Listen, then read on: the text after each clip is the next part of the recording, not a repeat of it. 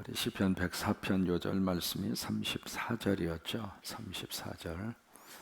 좀 시간이 지났습니다만 34절 같이 한번 고백합니다. 나의 기도를 기쁘게 여기시기를 바라나니 나는 여호와로 말미암아 즐거워하리로다. 아멘. 시편 105편은 역사시입니다. 그래서 이스라엘이 역사를 가지고 이렇게 노래로 만든 그런 시인데, 그 역사를 가지고 노래로 찬양으로 시로 만든 것이 세 편이 있어요.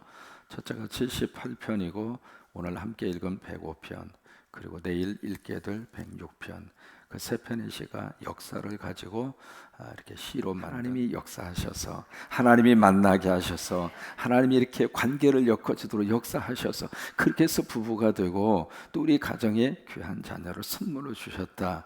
그것이 하나님의 관점에서의 역사를 바라보는 시각입니다. 그러니까 개인도 그러고 교회도 똑같거든요. 교회 속에 하나님이 역사하셔서 이 교회가 세워지게 됐고, 이 교회를 하나님이 들어 쓰시고 있고, 그러니까 모든 것을 어느 관점에서 들여다보느냐, 그것이 가장 중요한 관점의 차이거든요. 그래서 여기서도 이제 하나님이 하신 일, 그것을 만민 중에 알게 할지어다. 그래서 이 시편 105편이 탄생이 되게 된 거예요. 거기에 4절, 6절까지 보시면은 끝부분이 다 명령형으로 그렇게 되어져 있습니다. 1절에는 1절의 끝부분이 알게 할지어다. 명령형이잖아요. 2절에 보시면 말할지어다. 3절에 보시면 즐거울지로다. 4절에 보시면 구할지어다. 6절에 보시면 기억할지어다. 다 지어다로 되어져 있어요. 뭐냐면 하나님이 하시는 거룩한 역사에 대해서 명령하는 겁니다. 그것을 기억하고, 그것을 말을 하고, 그것을 선포하고, 그것을 노래하고. 왜? 하나님이 하신 일이기 때문에. 그러면서 이제 네 가지 역사의 단막을 쭉 이렇게 시로 이어가고 있습니다. 첫째는 7절에서 15절까지는 누구 이야기냐면 아브라함과 이삭과 야곱의 이야기입니다. 가장 중요한 족장들 있잖아요. 아브라함, 이삭, 야곱. 그분들을 통해서 하나님이 어떤 역사를 이루셨는가, 그분들의 삶 속에 하나님이 어떻게 돌보시고, 하나님이 그분 삶 속에 어떻게 임재해 오시고 그들의 인생을 끌고 가셨는가. 그래서 아브라함과 이삭과 야곱의 역사를 통한 하나님의 돌보심의 흔적을 노래를 하고 있습니다. 그 다음에 16절에서 23절은 누구냐면 요셉입니다. 그래서 요셉, 여러분 여기까지가 바로 창세기예요. 그러니까 창세기의 역사를 가지고 이 시로 노래를 한 것입니다. 그 다음에 24절에서 36절 한 장 더 넘기시면은 거기는 모세와 아론을 통한 출애굽의 역사, 출애굽의 역사 속에 하나님이 어떻게 개입해 오시고 역사를 하셨는가. 그래서 열 가지의 재앙을 쭉 이야기를 하고 있잖아요. 그리고 마지막 10번째 장자를 치심으로 그들이, 이스라엘 백성들이 애굽에서 나갈 수 있도록 그렇게 역사하신 하나님의 역사의 흔적을 노래를 하고 있습니다. 그 다음에 34절에서 마지막 41절까지는 광야의 삶, 광야의 삶 속에서 하나님이 그들 삶 속에 만나를 허락하시고 메추라기를 공급해 주시고, 바로 이 역사를 통해서 무엇을 우리에게 알게 하느냐면, 그때 역사하셨던 하나님이 오늘도 역사하신다. 광야 같은 산미라 할지라도 하나님이 오늘 우리에게 만나를 주시기를 원하고, 육체적인 만나도 공급을 해주셔서 먹고 사는데 힘들지 않았으면 좋겠고, 영적인 만나도 하나님이 공급을 해주셔서 예배드리고 행복한 하루가, 김장사역이 쉽지만은 않지만은 여러분 김장사역하면서 느끼는 게 참 많습니다. 이게요, 이제 오늘 이제 소금 치잖아요. 이 소금을 치는데, 이렇게 소금을 쳐서 소금이 덜 저기 하면은 뭐라고 표현을 해요? 간이 덜 배겼다. 그러면서 뭐라고 그래요? 아직 안 죽었다는 거예요. 이게요, 김장이 되려면 죽어야 돼요. 안 죽으면은 김장이 제대로 이루어질 수가 없습니다. 처음에 뽑히는 순간부터 죽잖아요. 땅에서 뽑히는 순간 1차적으로 죽죠. 그 다음에 어떻게 해요? 밑에 꼬랑지를 칼로 칩니다. 2번 죽이는 거예요. 어제 봤더니 배를 갈라요. 3번 죽이는 겁니다. 갈라진 그 배에다가 오늘 올라가셔서 소금을 뿌릴 거예요. 소금을 치면서 간을 죽이는 거예요. 이게요, 죽음으로부터 맛이 이루어지는 거예요. 똑같은 역사입니다. 가정 안에서도 나 한 사람 죽으면 가정이 편합니다. 그냥 내가 막 살기 위해서 내가 죽지 않기 위해서 막 큰 소리 나는 거예요. 서로 싸우면서 뭐라 그래요? 나 죽기 싫어. 당신 죽어. 그런 거예요. 근데 어느 한쪽이 죽고 나면 큰 소리 날 일도 없습니다. 두 손바닥이 마주쳐야 어떻게 해요? 박수 소리 나잖아요. 한쪽이 아무리 손짓을 하더라도 한쪽이 대꾸하지 않으면 큰 소리 나는 법이 없어요. 그러니까 죽으면 살림의 역사가 일어나는 거예요. 가정이든 교회든 똑같은 거예요. 똑같은 거. 남 죽이려고 하지 말고 내가 죽으면 속편하고 좋아요. 따라서 말하세요. 내가 죽으면 만사가 속편하다. 그래요. 그런 거예요. 그런 것처럼 하나님께서 우리 삶 속에 놀라운 만나를 공급을 해주셔서 또 영적으로도 풍요로운 삶이 되어줄 수 있도록 그 역사를 통해서 함께 하셨던 그 하나님의 역사가 그 과거적인 역사로 끝나는 것이 아니라 오늘과 내일까지. 왜요? 우리가 믿는 하나님은 살아계신 하나님이세요. 믿으시면 아멘. 과거적인 하나님, 역사 속에 갇혀있는 하나님, 성령 속에 인쇄화돼서 끝나버린 하나님이 아니라 지금도 함께하고 지금도 역사하시고 지금도 우리와 동행을 하시고, 그래서 예수 그리스도는 어제나 오늘이나 영원토록 어떤 분이에요? 동일하신 분이라 그 말이에요. 그래서 바로 이 역사를 통해서 그 하나님의 역사하심을 다시 한번 우리에게 알려주고 있습니다. 갈증이 일어났을 때는 반석을 쳐서 우리에게 갈증을 공급을 해주시고, 그래서 막 이 광야에 40년 그 삶을 사는 동안에 신발이 부르트지 않았고, 무슨 얘기예요?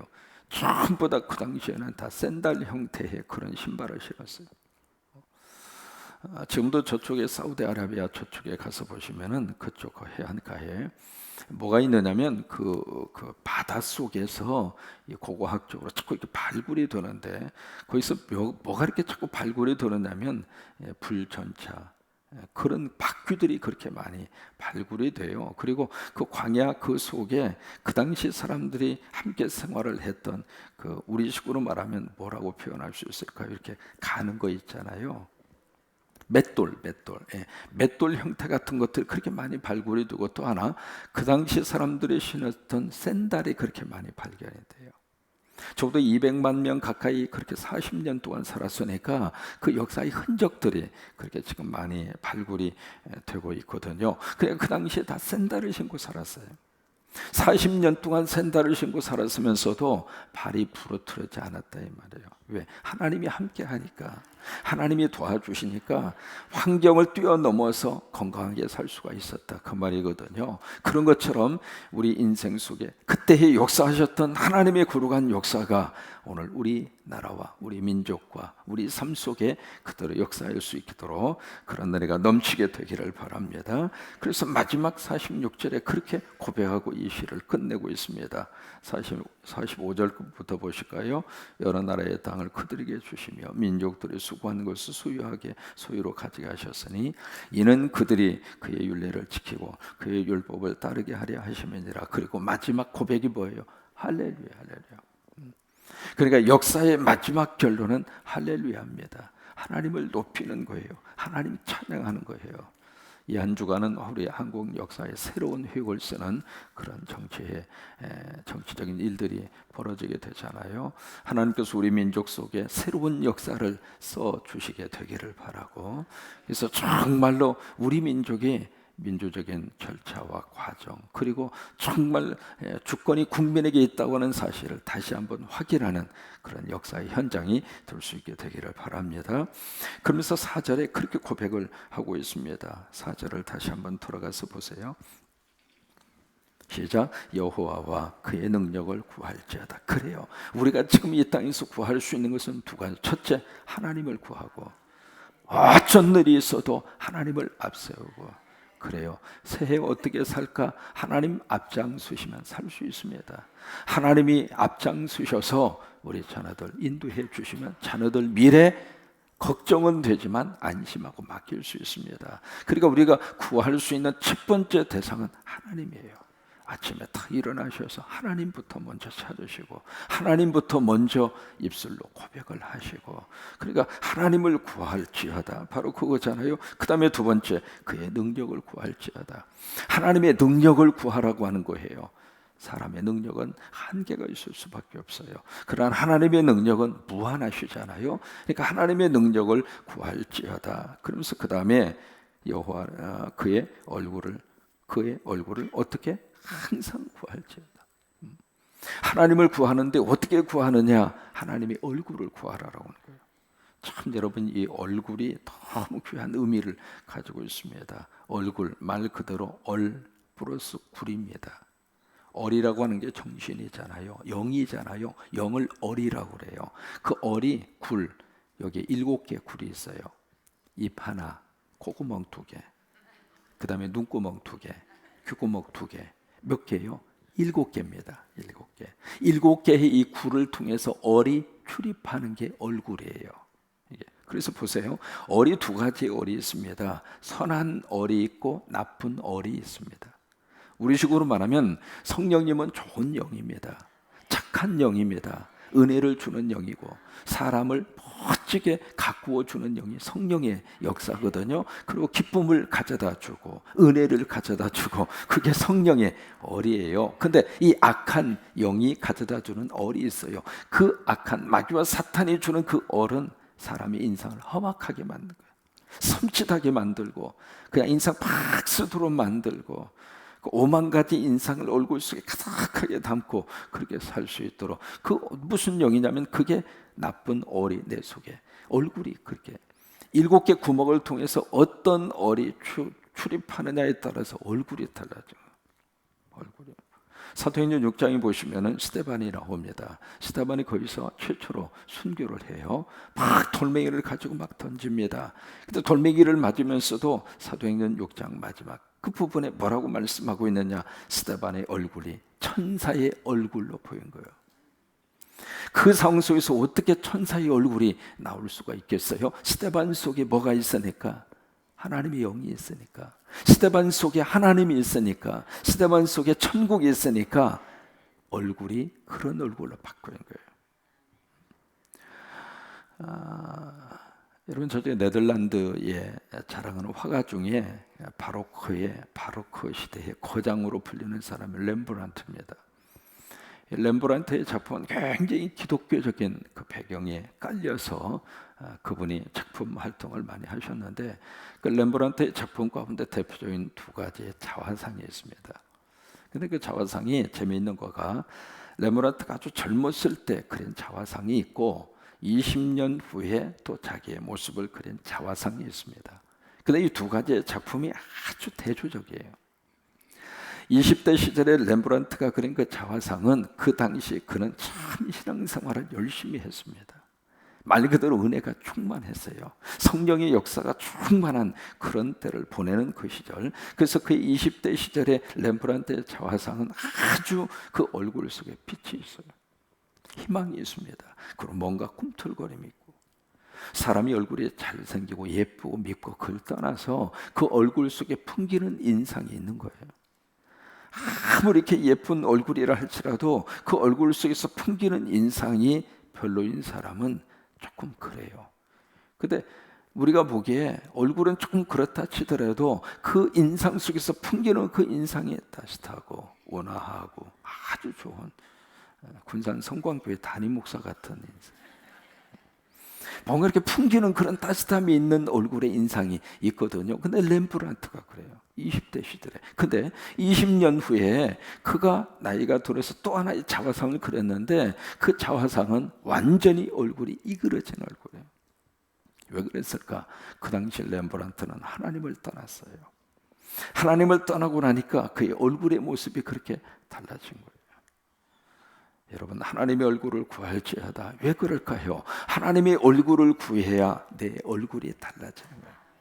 하나님의 얼굴을 바라보는 사람이래야 자신의 얼굴의 자화상이 달라지는 거예요. 그래요. 여러분, 우리가 험한 세상, 힘든 세상을 살지만 하나님 때문에 우리 얼굴이 환해지셨으면 좋겠어요. 성령님이 우리 얼굴에 빛을 쫙 이렇게 조명을 비춰 주셔서 우리 속에 웃음이 있고, 우리 속에 감사가 있고, 우리 얼굴 속에 편안함이 있고, 우리 얼굴 속에 세상이 줄 수 없는 정말 천국의 맛을 누리는 좋은 인상을 가진 그런 얼굴, 바로 여러분입니다. 여러분의 얼굴이고, 여러분 서로 한번 얼굴을 보시면서 천사의 얼굴 같군요. 천사의 얼굴 같군요. 천사의 얼굴을 가지고 오늘 하루도 행복하게 사시기를 바랍니다. 요절 4절입니다. 4절 시작. 여호와와 그의 능력을 구할지어다. 그의 얼굴을 항상 구할지어다. 한 번만 더 합니다. 여호와와 그의 능력을 구할지어다. 그의 얼굴을 항상 구할지어다. 아멘.